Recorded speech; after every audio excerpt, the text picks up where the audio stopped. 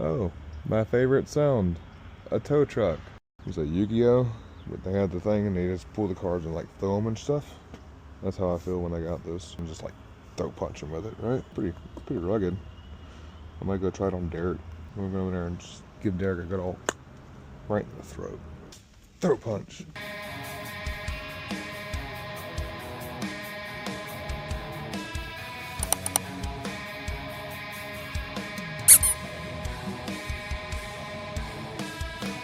Half of my day is spent yelling at Ford like they can actually hear me. So this is the Ford website, OEM website.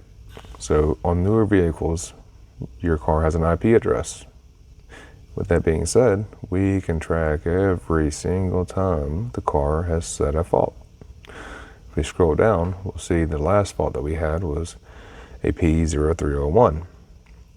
And this is the point of the video. So that was yesterday or today, a couple days ago, the vehicle had a P0304. Well, the point of the video today is the power of SwapTronics. Now, you can say what you like. We have all the fancy testing equipment and whatnot, but when it's really that simple, just keep it that simple. So the term SwapTronics basically means if you have a known good and you're chasing down a problem, swap it out with the bad and then see if your problem actually follows along. And we actually did this. So this is an Explorer, good old Eco Boost, whatever you want to call it. Essentially, we started off with a P0304. The coil pack's back there. It's pretty tight. It's not impossible to get to, it's just tight. I didn't take a bunch of stuff off, just a few things out of the way, right? And what I did was I swapped it with cylinder 1 coil. And notice how, I'll turn it so you can see, we have a 4 written on there.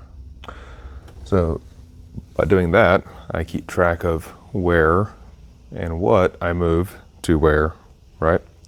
So in this case, since I did choose 4, which was the hardest one to get to, I went ahead and swapped over the coil and the spark plug. Now, do I think the problem's in the plug? No. Am I going to take the risk of having to go back there and redo it again? No, I'm not. So in this case, based off of the DTCs that we see on the screen, the problem actually moved with the components. So that tells us right then and there, the parts are bad. Easy peasy, done deal. Doesn't lie. Don't overcomplicate simple, easy problems. Now, let's say we did the SwapTronics thing and the problem did not move, the fault did not move. Now where we go?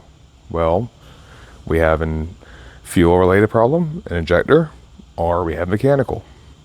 So that's just a very easy, quick and dirty test that you can do to get you a sense of direction. That is SwapTronics. So now what we're going to do is actually swap out the bad coil from cylinder 4, which is now in cylinder 1, and spark plug.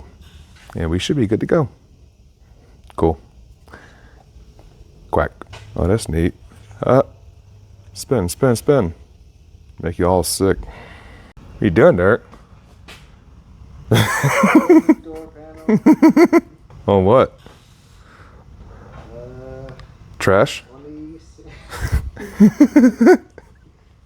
Alright, first things first, we're going to get this coil out the way. And on these connectors, you just pop that back and slide her out. That's your quick release. And get this 8mm out.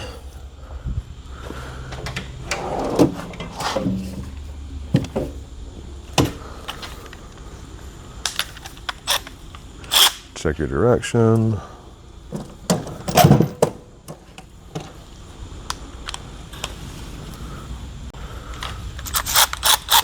You don't want to go the wrong way.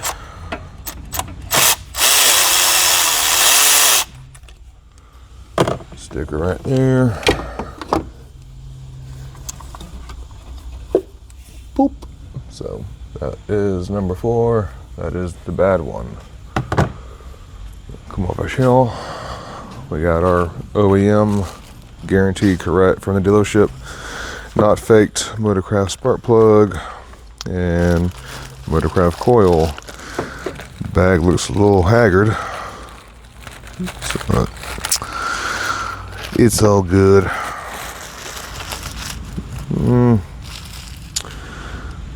Let's see. Don't know if I still have any easily able to get a. So this is dielectric grease from Ford. Apparently you use it for brake calipers too. Whatever. So this right here, we're just going to do just a tiny bit. And remember, this does not help conduct electricity. It helps to keep moisture out. So we'll take this and set this to the side.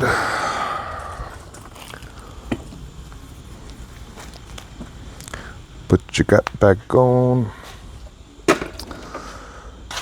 I got to find my spark plugs, sockets. Nope.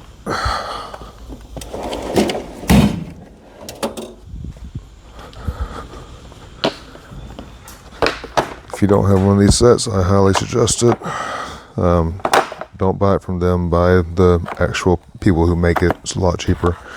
I am missing the insert to make my life easier, but it's okay.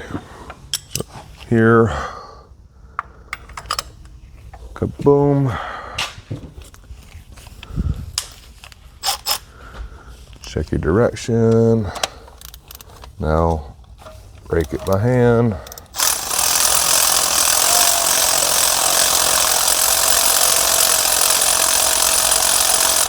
Should be good.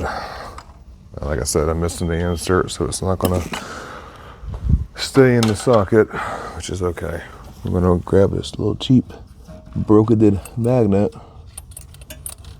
and extract our plug. Yeah, so what's this?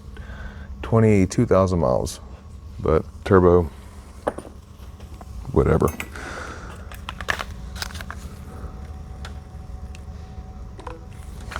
We got our new OEM spark plug.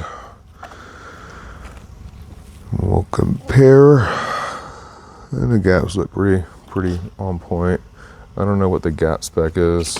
We'll just see.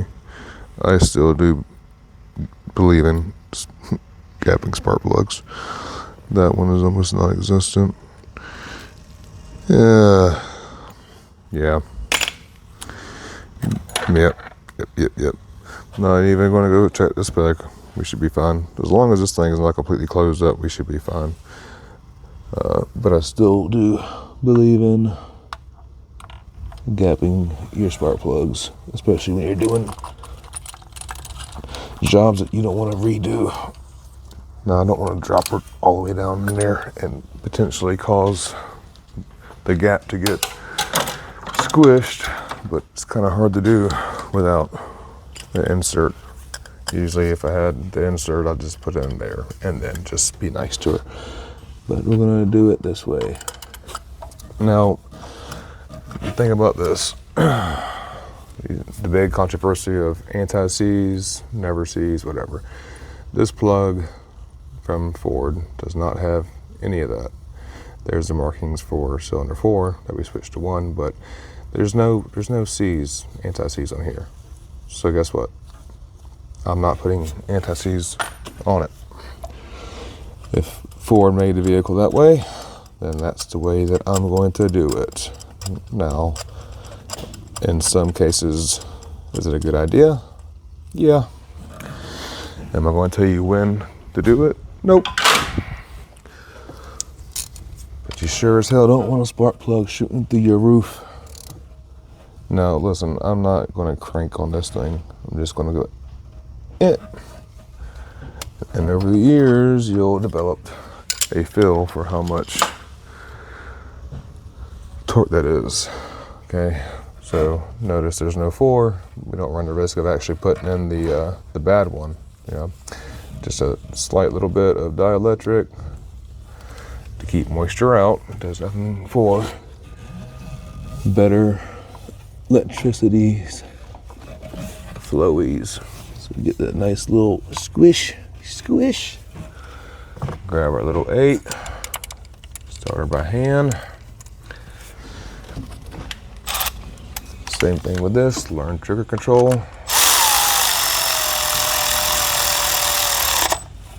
Make sure it's all the way down. And I'm just gonna click.